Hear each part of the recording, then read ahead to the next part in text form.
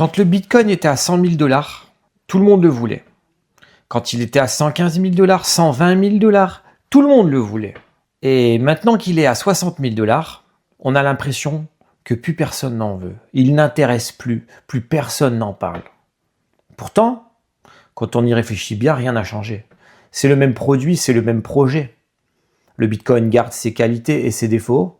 C'est dans ces moments-là qu'on devrait acheter.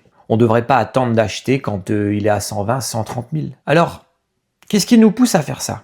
Qu'est-ce qui nous donne envie d'acheter quand c'est haut, alors qu'on ne devrait pas?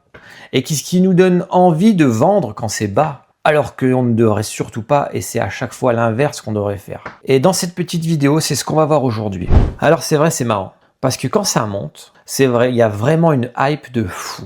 Partout où vous regardez, on vous parle de Bitcoin, on vous parle de crypto, on vous parle des prix, on vous parle d'ATH, on vous parle de prévision. Vous lisez à droite un analyste qui vous dira que le Bitcoin atteindra les 300 000 $.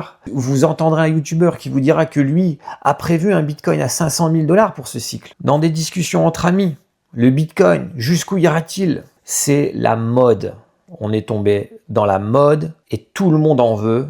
Peu importe le prix, tout le monde est prêt à en acheter. Même de grandes entreprises, des trésoreries compagnies, en achètent à tous les prix. À croire qu'ils n'ont pas l'expérience et pas le recul. Donc vous vous dites, mais si les grands patrons en achètent à ces prix, c'est que forcément il va monter à des prix indécents. Mais personne ne sait la vérité. Tout ce qu'on sait, c'est qu'on est dans la hype et on est dans le FOMO. Et alors quand ça baisse, c'est tout le contraire. On n'entend plus parler de rien. On a l'impression que ça va mourir, que ça y est. C'était la fin. Ceux qui étaient avant nous ont gagné beaucoup d'argent et que maintenant, le Bitcoin est à 50 000 $ et plus personne ne gagnera d'argent.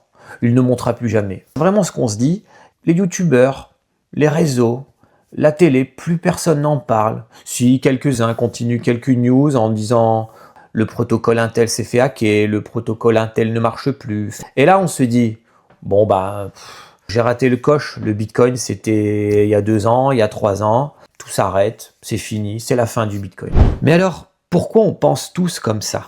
Parce que notre cerveau déteste avoir tort. On pense en groupe. Quand des milliers de personnes pensent la même chose, c'est beaucoup plus facile de penser comme eux. Et puis si on se trompe, après tout, c'est pas grave, il n'y avait pas que nous. Tout le monde s'est trompé. On n'est pas les derniers de la classe. Et je vais vous le dire, acheter du Bitcoin quand plus personne n'en parle, quand même vous doutez, vous vous dites il ne montera plus, je sais pas, ça demande du courage. Et quand il s'agit de vendre, c'est la même chose. Quand vous vendez votre Bitcoin à 120, 130, 140 et que tout le monde vous dit mais vous êtes fous, moi j'achète à ce prix-là. Vous êtes seul contre tous et c'est très difficile. Et encore une fois, ça demande beaucoup de courage. Et beaucoup confondent le risque avec le prix. Quand le Bitcoin passe de 120 000 $ à 50 000 $, beaucoup pensent que c'est 2 fois plus risqué. Mais pas du tout. Quand le Bitcoin arrive à 60 000 $, c'est 10 fois moins risqué d'investir à ce prix-là. Acheter sur des plus hauts, c'est très mauvais. D'ailleurs, quand vous étiez débutant, quand on a commencé l'investissement, de l'extérieur, on se disait, là, les prix sont très hauts, c'est pas le moment d'acheter. Et maintenant, les prix sont très bas, c'est le moment d'acheter. Un débutant arrive à voir ces choses-là. Et nous avons perdu ça. Nous avons perdu cette faculté parce que on se perd dans le bruit, on se perd dans Internet, dans les médias, les nouvelles. Mais même sachant tout ça, il ne faut jamais sous-estimer le FOMO. Vous êtes bien placé pour le savoir, je suis bien placé pour le savoir. On a tous vécu le FOMO, d'autres le revivront. Mais l'essentiel, c'est de garder à l'esprit que le FOMO, c'est vraiment le sentiment que tout le monde gagne de l'argent sauf nous. Prenons un peu de recul, ceux qui gagnent de l'argent étaient là avant, ont calculé leurs coûts, ont anticipé leurs coûts. Si vous arrivez, c'est déjà le feu, cherchez pas plus loin, passez votre tour. Vous avez raté le train, n'essayez pas de monter en cours de route, vous allez vous faire mal. Alors comment on gère la situation au mieux? C'est simple, on anticipe, on prépare, on patiente. Ne cherchez pas à gagner 2%, 5%. Ce sont des bêtises. Préparez votre graphique, regardez un petit peu l'historique, regardez à quel prix vous aimeriez acheter, mettez-vous des alertes, mettez-vous des paliers. C'est le plus simple.